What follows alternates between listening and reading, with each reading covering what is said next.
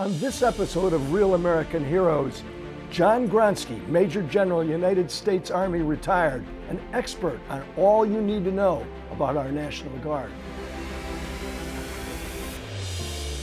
Welcome to another Real American Heroes Coronavirus Special Edition. I'm Oliver North, and our guest today is Major General John Gronski, United States Army, retired. Today, he's CEO of Leader Grove Consulting, is a much sought-after speaker and leadership seminar facilitator. He's also the author of The Ride of Our Lives, Lessons on Life, Leadership, and Love.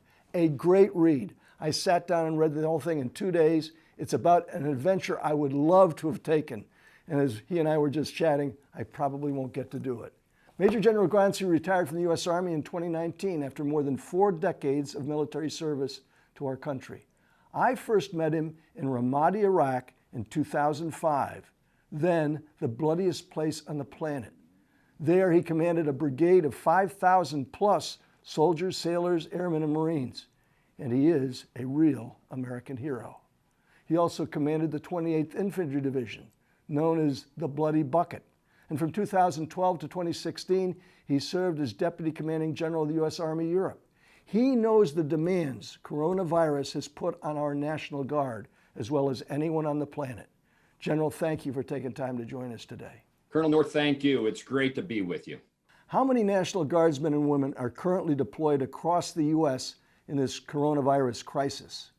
Yeah, it's open source, but right now there's just over 30,000 Army and Air National Guardsmen deployed across our country. And I have to say, these soldiers and airmen are just doing a fantastic job. Our country could be so proud of these men and women. Is it better to mobilize a National Guard as an individual or as a part of a unit? Yeah, it's always better to mobilize as a unit, and I'll quickly explain why. First of all, when you mobilize as a unit rather than piecemeal individuals, you've got the built-in command and control. There's a chain of command built into that unit that you mobilize. Also, the mission command systems and the communication systems are built into the unit as well. And then those soldiers or airmen in that unit are used to working together. So it's always better to mobilize as a unit. Look, we hear about hospitals being built and set up in places like, big amphitheaters and buildings and tent cities in some cases. What are some of the functions that they know how to do, or that they're adapting their current organizations to perform during this situation? Well, first of all, it's really good because 85% of our National Guardsmen have full-time civilian jobs, which means besides their military skill, they also bring civilian skills to whatever mission they're called upon to do. So the National Guard could do a myriad of things. I mean, right now they're being used primarily in logistical roles. For example, they're working in distribution centers, packing boxes. They're handing food out to people who need food and other necessities like that. They're transporting much needed medical supplies and other supplies throughout the states. The Army Corps of Engineers has been doing an incredible job building these hospitals. The National Guard is working there right alongside the Army Corps of Engineers, helping support that mission. So that's primarily the tasks that they are doing are logistical in nature, and our country could be so proud of that, the great work, the heavy lifting, I like to call it, that they're doing. Well, and they're still at risk, and not only are they still at risk here in the United States, but they're also National Guardsmen still deployed overseas.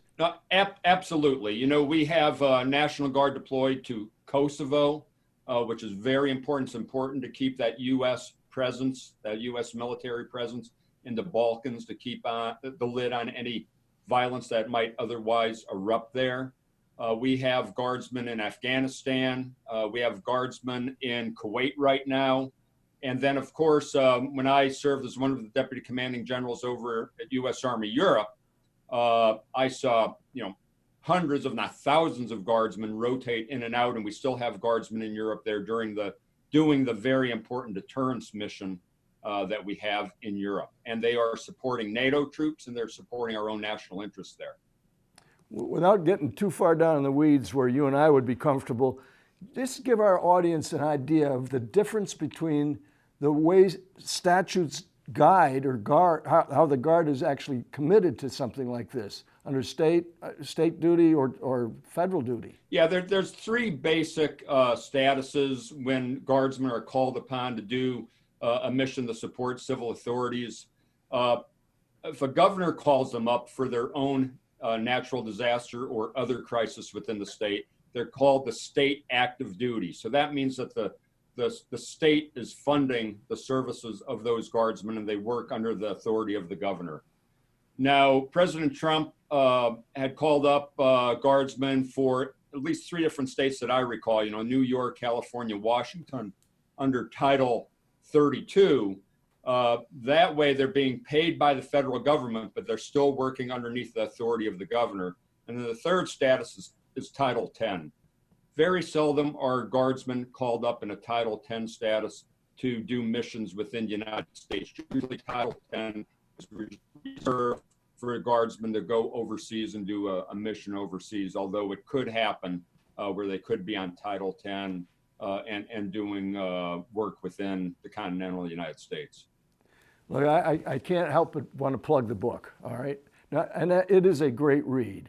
The Ride of Our Lives, Lessons on Life, Leadership, and Love is great. But what of the lessons in this book could be applied to the current COVID-19 crisis? Yeah, I think one of the lessons is certainly the lesson of resiliency. On that trip we took across the United States back in 1983, my wife and I and our 15-month-old son, many challenges in our 4,000-mile journey across the United States, 3 months living out of a two-man backpacking tent, and you have to be resilient. And it's in cases, in situations like this, the coronavirus, you have to be resilient. You have to have positive energy. You have to have levels of fitness, not only physical fitness, but mental fitness and emotional fitness. And you've got to be able to overcome adversity, because you know how life is. Life goes through challenges our way, and we have to have that grit, that drive, that persistence to overcome adverse situations. Well, your lovely wife, who I have met and when you were overseas, not in Afghanistan or Iraq, but overseas in Europe 2 years ago, she really has a lot of people have got to admire her, particularly when you see the pictures here in this book. Tell us how you can get copies of it. Yeah, you get copies of my book by going to Amazon.com, BarnesandNoble.com, and just type in my name or the book titled "The Ride of Our Lives," John Gronski. And in this time of the coronavirus, it's nice to read about something maybe a little bit different, something that's very, very positive. General, as you know, I've got 18 grandkids, and I'm always thinking in terms of how I respond to their questions about what did you do then or how did you deal with that. 50 years from now, when your great-grandkids are studying about this extraordinary time in history, what do you want them to know about what you did? One thing I would like my grandkids to remember me about this time is that I tried to remain positive, had a positive attitude, tried to demonstrate adversity through this difficult time. And I think more than anything else, did my best to try to help out other people as they were struggling with this time. And I think that's what it's all about, trying to help others. When we help other people, we ourselves get help because of that attitude. General, you're a great inspiration, and thank you for being with us today and providing facts our fellow Americans can use in these challenging times. We're going to continue documenting the history of this never-before crisis with these special coronavirus episodes. If this Real American Heroes special broadcast has been informative, helpful, or encouraging to you, take time right now to subscribe and let me know how these unprecedented events have affected you and yours. By doing so, you too may become part of this historical record of how America persevered and once again prospered. Until next time, remember, Semper Fidelis is more than a slogan for U.S. Marines. Always faithful is a way of life. Now, America, press on, press on.